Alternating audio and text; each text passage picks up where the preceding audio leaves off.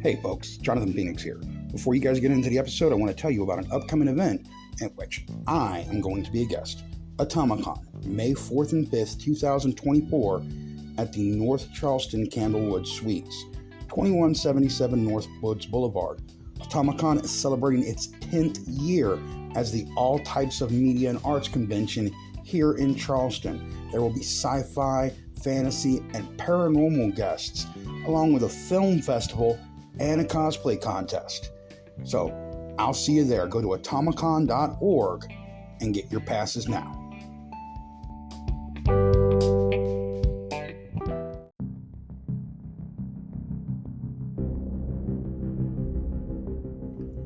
Let Me Tell You a Story is a product of Carolina Storyteller, starring Jonathan Phoenix, written, produced, and directed by Jonathan Phoenix, edited and recorded by Jonathan Phoenix, and horribly marketed by Jonathan Phoenix. Man, I gotta hire a staff. If you'd like to support the podcast, you can go to patreon.com/Carolina Storyteller and subscribe to get exclusive content and all kinds of other neat stuff. We even have merchandise coming. Anyway, sit back and enjoy the show.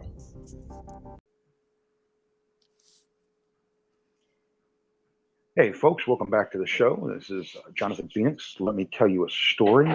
I'm joined here with Kissa Gwendolyn, lovely lady Kissa.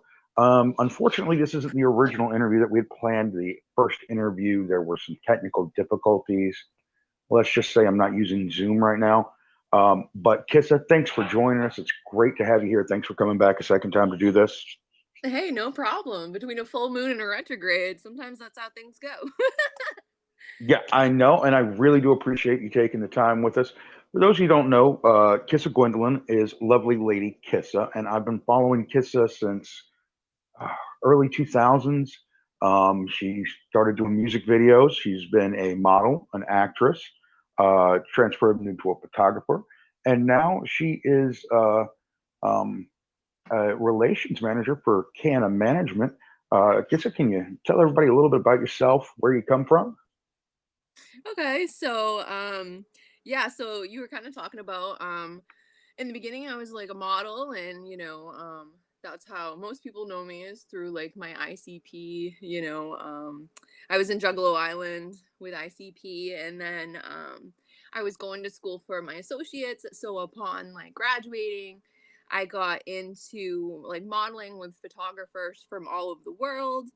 I ended up in college's commercial, which is a really funny story because I didn't know I was being interviewed for a commercial that was going to be on TV. And at the time, I had bright pink hair and pink eyebrows, so it was like pretty amazing. um, then I starred in like a couple films. I was trying to just like figure out my place, I guess, in the world. So I worked with Boombastic on a couple films, including like DJ Stan the Man, which was like super fun to make, and Groundhog, which was this cool slasher film. I absolutely loved it. The special effects makeup was incredible. And then I got into, sometimes some backup supporting roles, or just extras. Like I was an extra in Patriots Day, and you can actually see me and my friend Lisa in a scene with Mark Wahlberg. So I'm pretty pumped about that. But yeah, so I put myself back in school. So now I hold a bachelor's degree in graphic design and photography with a minor in art history and my Part 107 drone license. So currently I have my own photography and drone business, and I work as a brand ambassador for Canna Management and House of Ambassadors within the cannabis industry. And basically it's just I work around all kinds of different cannabis brands. It's absolutely incredible. I meet people from like all over still. It's just such my vibe. Like I joke with my bosses, it's like Rocky, and I've been training for this my whole life. And so I'm just really, really blessed to be where I am in my life and to have what I have and to be able to just be happy, and to educate people about cannabis and that it's, medically um helpful. We talked briefly, but I couldn't walk for 3 years, and I think a lot of people forget that from back in the day of all the medical issues that I had. And it just got to the point where there was so many doctors telling me so many different things, and then they were putting me on medicine and putting me on medicine that now I'm proud to say, like, I'm off everything other than like a thyroid medicine, obviously, because cannabis won't fix the thyroid. But I'm feeling so much better. My mental health is so much better. And so it's really just like educating and taking the stigma away, because I feel like people, trust drug companies too much versus something that grows from the ground. Yes, no, I can understand and agree with you, and watching you over your career, because like I said, I got in following you in your career. We've been following each other for years. You've sent me Christmas cards. Um, you've made such dynamic changes. And the last time I said, it's like you're like the Chumbawamba song. You get knocked down and you just get back up again, and you go at it a different way and just keep going. And so many things.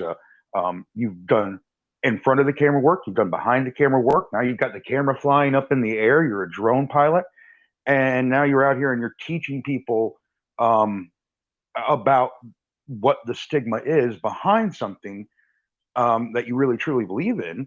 And personally, I truly believe in too. And I'm hoping one day South Carolina will actually get on the ball and realize that this can actually be something that can help people.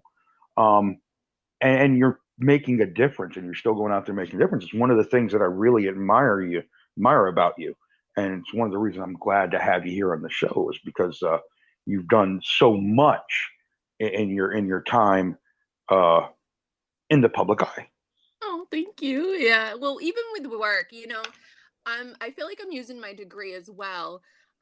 Because Angela Nicole, so Angela, it's her company, and Nicole helps. She's like partner in crime, and they're just the most amazing bosses, But I was speaking with people, so now we're trying to teach the girls different skills, that they can use, whether it's with us or in their future job. And so I've been trying to teach them how to edit. My next step will be how to edit a video.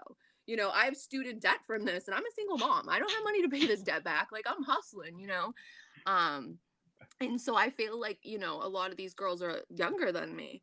And if I can teach them and save them money and make them a better person, they're not only going to help grow our team, having everybody educated and being able to take it up that notch, but now we'll have a whole group of women, because Canon Management and House of Ambassadors, that's all women led, run, so we're kind of badasses, and so my whole thing is like empowering, like, let's empower you, let's build your confidence, let's build who you are. And I think a lot of jobs and companies don't offer that, and I'm like so blessed to be with Canon Management that's offering all this to everybody and teaching them. And I think it's something more companies should look at, you know. I agree with you totally. And I don't want to go off on a whole tangent here because it will really get me off on a whole tangent. But you're absolutely right. Empowering employees to better themselves and to be better makes for better employees to have in your company. That's just Teamwork makes it's work. kind of it's kind of like if you have a tool and you make the tool better, the tool does better work. Exactly. Yeah. Exactly. And it'll save money. I mean, that's Yeah. my biggest thing, like save No, money. no, I agree with you totally. Um, and that's again, it's something great that I think that you do, and it's one of the great things that I admire about you. One of the reasons that you're here with me today, and the other reason, of course, is because you also enjoy the paranormal, Yes, I do. like spooky.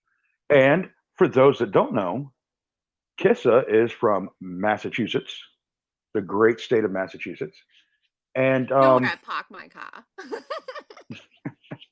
and you've got some ghost stories up there. You Definitely. do, New and England, very haunted. yes, and of course, last time we talked about, and so we're going to get into it this time. There was one particular ghost story that I picked out from you. You were super excited about it. You want to tell them what it is? Oh, I'm so excited.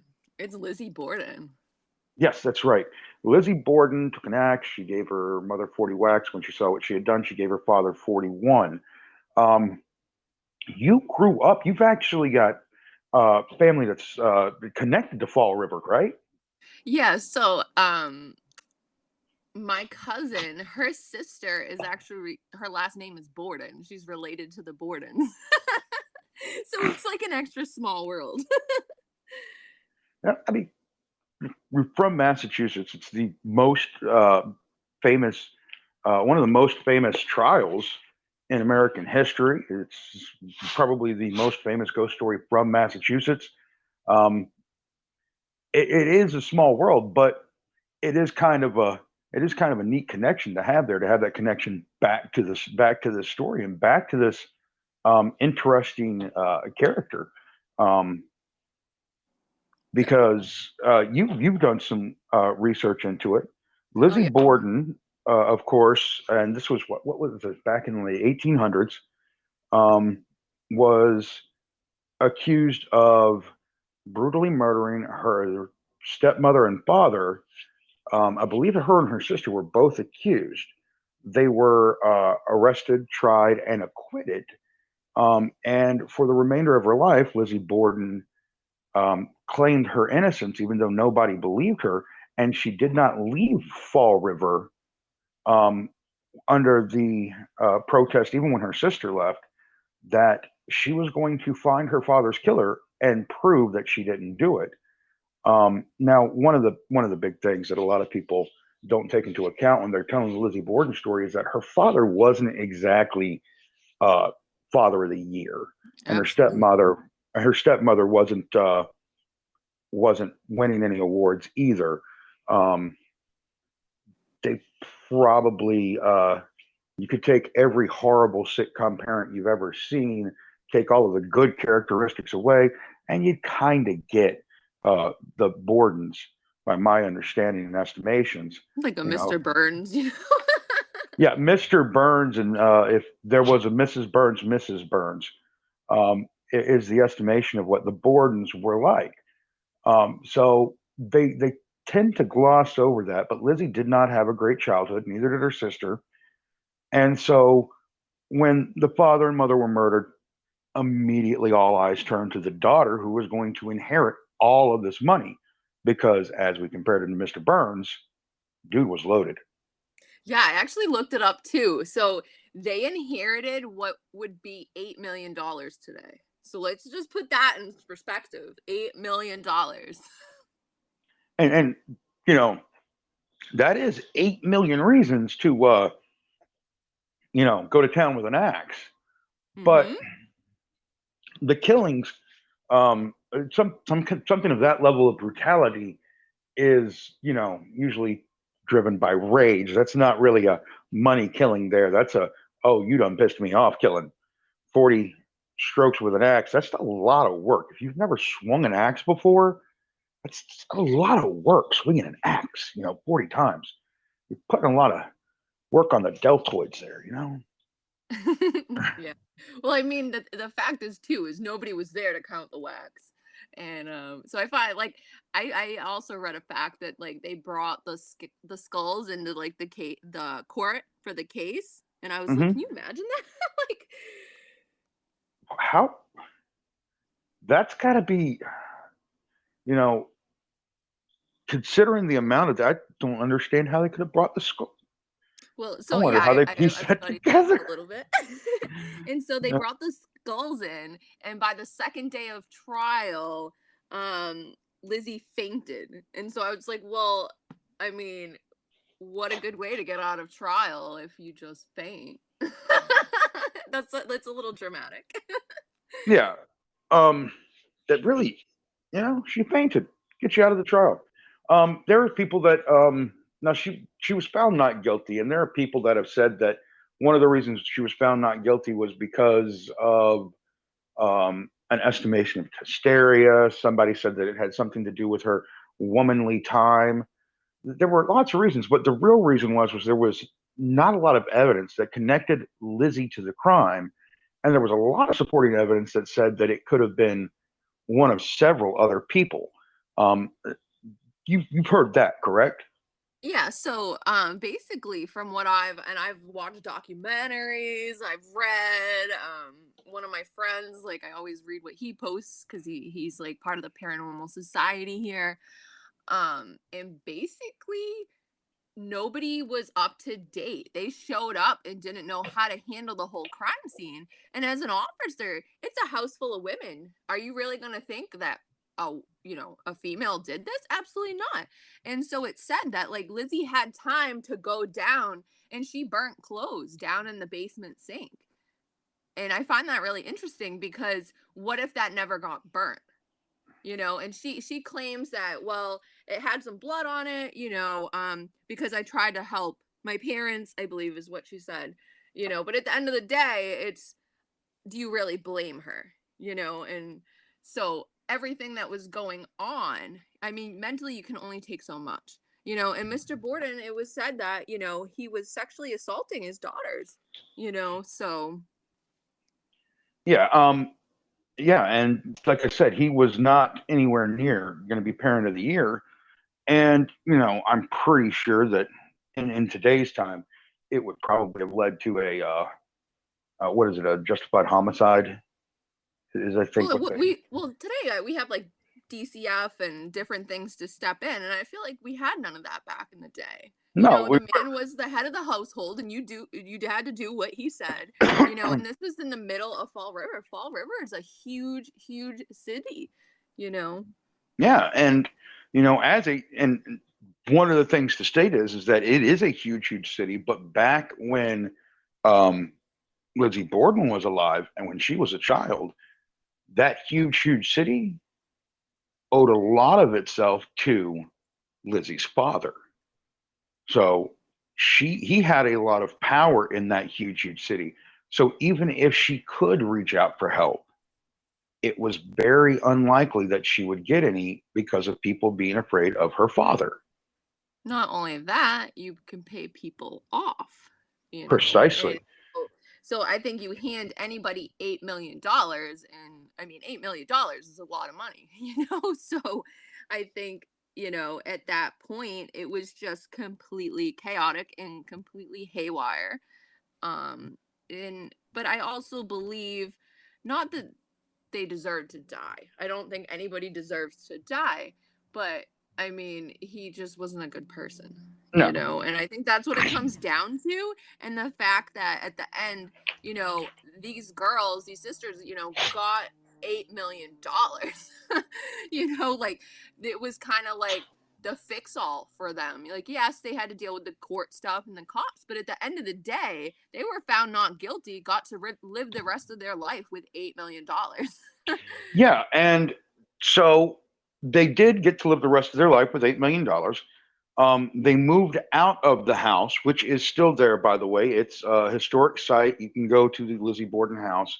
And actually, Lizzie bought a rather large mansion down the road, and that's for the rest of her life, hoping that one day she could rub it in everyone's faces when she found the real killer. Now, her sister stayed for as long as she could, but eventually her sister was like, I can't take living here with the stigma that we killed our parents. Nobody believes us. And her sister kind of packed up and left her. So Lizzie ended up staying kind of as a spinster until she passed away. And it ends up with two hauntings there in Fall River now. You have the initial house, and then you have Lizzie's mansion, where supposedly Lizzie actually haunts. And then in the initial house, um, sometimes they say that Lizzie is there, and sometimes they say it's the father and the mother. And there is uncle, I believe, that supposedly haunts it, who was Well, you can also another actually stay suspect. there too. It's like a hotel kind of bed and breakfast right now. And then recently, you don't even know this. So I found out that right next door, they opened a Lizzie Borden coffee shop. And there is a lot going on right now about this coffee shop opening. I heard something about that. So what's going on with the Lizzie Borden coffee shop? So they opened it and I don't there was something that was done and they just don't want them having the coffee shop. I'm trying to remember exactly what it was. It was like a really quick quick thing I had looked one day, but I was like, I can't believe it. And I forget what happened. I don't know if somebody was just harassing them or like leaving stuff there. But it's been like a whole whirlwind of people don't think that, because I mean the coffee shop, I actually looked it up. Hold on. I gotta tell you the drink names. Like, because they took in they're pretty creative, like as far as how they did it in their marketing, and like I don't really blame them. Like if you can make something money off something, I mean, do it. We all have bills to pay, and being alive is expensive. Well, So especially so yeah, it's called Miss Lizzie's Coffee Shop, I believe. Hold on. I had an ad pop up. folks, Miss Miss Lizzie's Lizzie's coffee shop, Coffee, yep. Fall River. Go get some coffee. Mm-hmm. So you can spend the night and then wake up and get coffee. Or And get coffee because you didn't sleep all night because I know, I with wouldn't sleep. Lizzie's ghost. I feel like I'm an empath, and like I feel like sometimes, like, I can just feel energies, and I feel like I would just not have good energy driving by. So I still play Pokemon Go, and so the Borden house is at a Pokestop in the game. So it's like every time I drive by, you're like, ooh. Like, now, wait. I've got to know, do you get a lot of game haunters and I gas would. leaks? That would be so cool, right? Like, if Pokemon Go can hear this, throw in all the ghost Pokemon right there at that spot. Exactly. Like, honestly, somebody needs to call Pokemon Go, get it to programmers, and tell them, okay, this place is haunted, ghost Pokemon. Right. So, like some of their coffees, like one of them is you can order the alibi. It says special. It's Pierre green tea with milk of your choice, whipped cream and cinnamon. So that's what I mean about they have like little like funny thing towards it, You know, but and at the and end of the day, it's weird that I've heard that they're fighting with the Lizzy Borden people, and I don't know why, because Charleston's the holy city, and everything is holy city something. Mhm. Everything they call it the holy city. I don't know why they call it the holy city, but it's the holy city, and everything is holy city something, and everybody just kind of embraces that and they go by it. Um, if there were a brothel, it would be the holy city brothel. Yeah. Well, Yeah. I think too, that it's just kind of been part of the history. And if you think about it, it brings a lot of business to Fall River. It These people it come to, does. tour or see, they gotta eat, they gotta sleep somewhere. Even if they're not sleeping there, they're supporting the community. And if you go to the cemetery, they're all buried local. And that's like, last time I checked, nobody hold me on this. I haven't been out to that cemetery in probably at least a year. But their graves are like a Pokemon gym. So I think at this point it's just part of the history, and I know with like Salem, Mass, we have Salem, Mass up here, and so we have all like the witch stuff too. So I feel like New England just has embraced its spookiness, especially in the fall month. It's like, let's get our spooky on, so I feel like this is just something that, it just is forever going to be there, and I don't think we'll ever really know the truth. No, I don't think the truth is ever going to come out with the Lizzy Borden trial. I think there was too much mismanagement of evidence, and I think even if it is Lizzie, and whoever's there, I don't think they're ever going to communicate to us. I don't think they want to communicate to us about that moment in life anymore. But if you do get a chance to go up to there, spirits roam both the Lizzy Borden house and Lizzie's old house. I mean, Lizzie's future home, and I can't remember the name of the Her manor $8 million anymore. home. We'll talk about that. Yeah, yeah. Well, no, $4 million because the sister got the other half. Yeah. Okay. They Well, did a have to million dollar split. home. Still, I don't have $1 million home. Do you have $1 million home? I would love a No, million I would dollar home. love $1 million home. Like, I don't even need $1 million home. Like, I've priced out what I want. It's about 250,000. And I get Right. the pool, the garage, a few bedrooms. It takes Oh, two I hundred wish. Up fifty here, k. it's a hole in the wall for that much. You know, Well, I'm putting mine out I in the know what you woods, say. Yeah. you know, putting mine out in the woods so that my neighbors are like deer and mountain lions, you know. Yeah, no, definitely. But so at the end of the day, I think it's did she do it or did she didn't do it? And I mean, I feel like the cops might have known what's going on too. I mean, it's a small town. Even out here in Mastill, they're small towns and everybody knows everybody's business. And Facebook doesn't help now, too. So I feel like back in the day, people kind of knew what's up. Everybody talks. We didn't have the internet. Everybody gossiped. So part of me feels like, well, maybe the cops knew what was going on and was just like, you know what, these girls just snapped and we're just gonna, you know, kind of sweep everything under the rug, which I So, wouldn't be surprised either. I mean, as a police officer, if you know this man is abusing his daughters and you can't do anything about it, a conscience comes in, and so there's just so many like little things that link to this case of, who did it. yeah, And it's a very intricate little web. And when you start taking the pieces apart, there's just more and more little pieces, and you're like, what?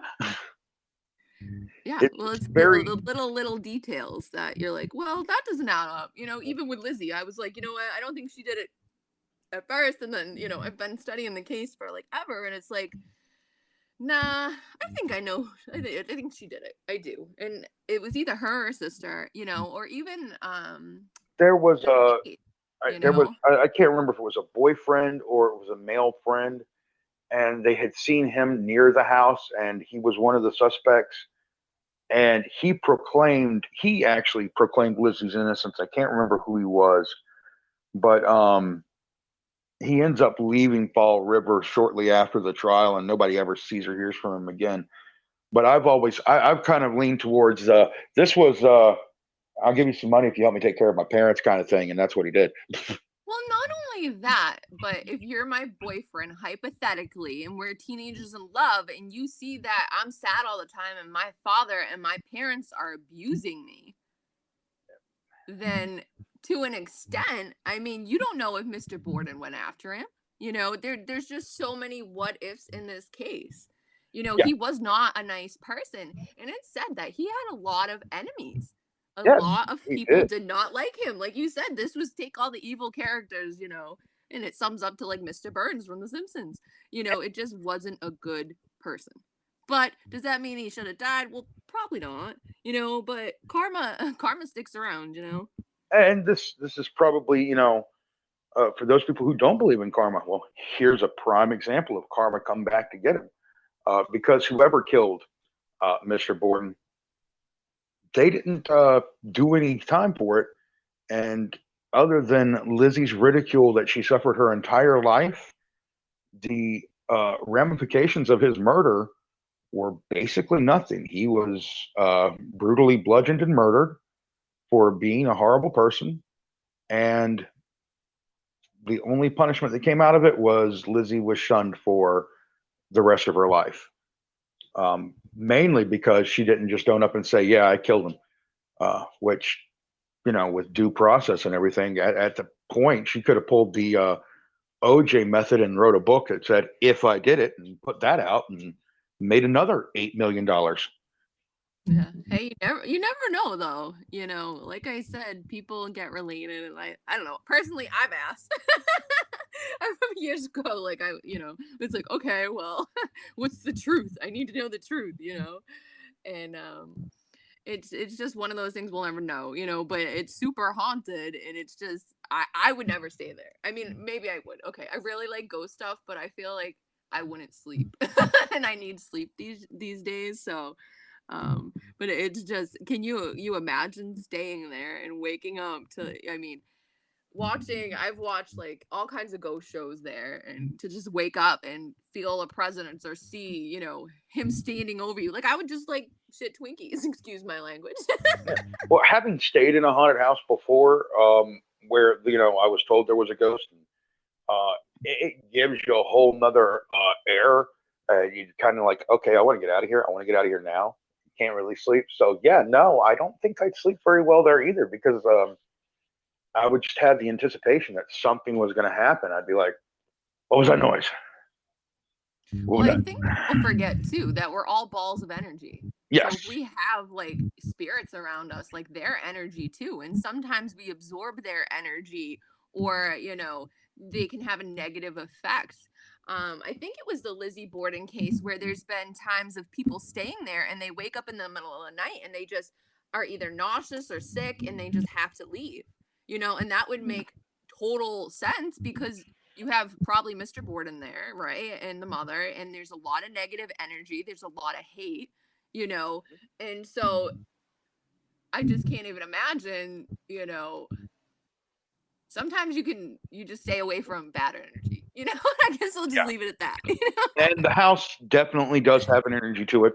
Let's not forget that everything in the house is basically still as it was from the Mhm. day of the murder. They actually have the sofa. You can sit on it, I think, or do they not let you sit on it anymore? I can't remember. Um, so there's been quite a few owners over the past couple years. I think COVID just kind of messed with everybody. Yeah. So I'm pretty sure they still have everything there. Yeah, and it's quite a bit. I think it's like $300 or $400 a night to stay there too.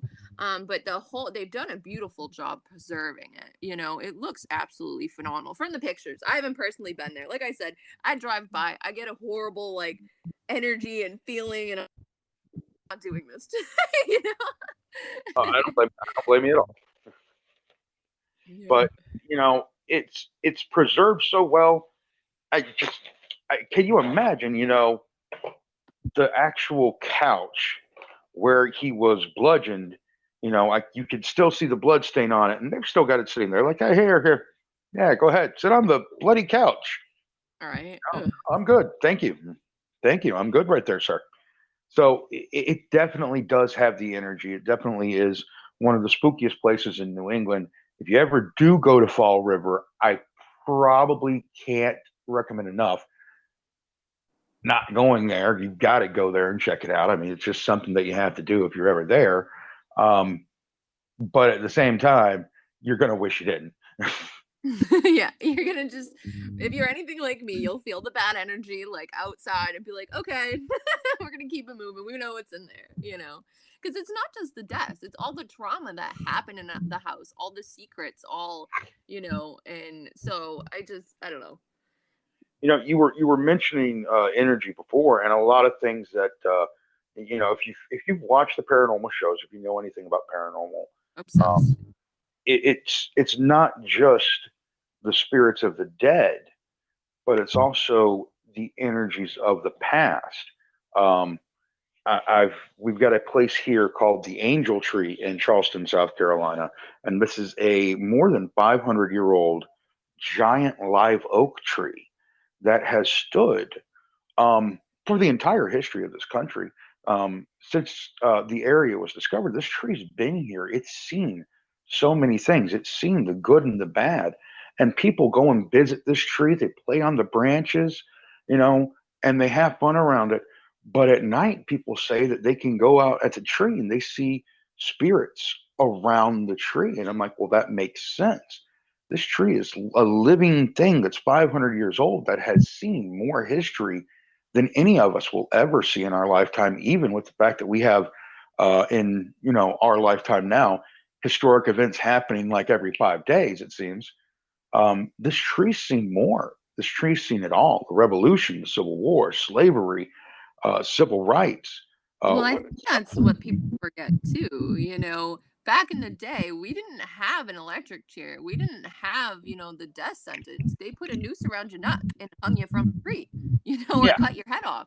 So I think a lot of the time we forget that, and we forget like how beautiful this world is, but we need to keep it beautiful, and there's not always going to be beautiful things around us, and you No. just got to stay away, because that energy, I really believe we do absorb energy from everything around us, Yeah. and now that I'm conscious of that, it's like, whoa, okay. And Life just makes more sense. and of course, when you take a place like the Lizzie Borden house, there was a lot of negative energy, and then it was added to by a very, very, very, very negative event. And so I think that's where you get the haunting that is the Lizzy Borden house. And Not only that, I don't think the father's soul was ready to die. And I feel like a lot of the times people become trapped, right? Because they don't even know they're dead. So they become evil and angry. And if you already have an evil, angry man that doesn't know he's dead, I mean, that's just asking for trouble. oh yeah, totally. I definitely agree. So I'm about to the point where I've kept you beyond what I promised to keep you. And I don't want to keep you too long because if I ever want to have you back, I want you to be like, yeah, sure, I'd love to come back. So, Kissa, again, I want to thank you so much for coming and joining me and talking about Lizzy Borden and talking about yourself. This has been really great. And I know that being the second time, it was a little bit of a hassle. But again, thank you so much for coming. Oh, thank you. Thank you for having me. It was nice. I've just been so busy that this was a nice pace and change of things, and I absolutely love the paranormal, so I was totally down to do this. And for anybody listening, LL Kissa Kissa on Instagram. And check out my work. It's Canna CANNA.MP, Canna Management. And just figure out, like, see what us ladies are doing. We're really trying to better the world, with some good energy. So Yes, I agree totally. You guys should go check it out. They are really trying to put a lot of good energy out there, and they're trying to do better. And if you're not familiar with Kissa's um, previous work, definitely go check out Lovely Lady Kissa. She did some great modeling, and she's done so much. She's got artwork that she's done, pictures that she's taken in the photography. It's just been a great path watching her grow. And again, Kissa, thank you for being with us. We hope we have you back again soon. Guys, this is the show for this week. I'm going to run out of time, so I don't want to go too much further. But stay listening, stay spooky, and we'll see you next week. later.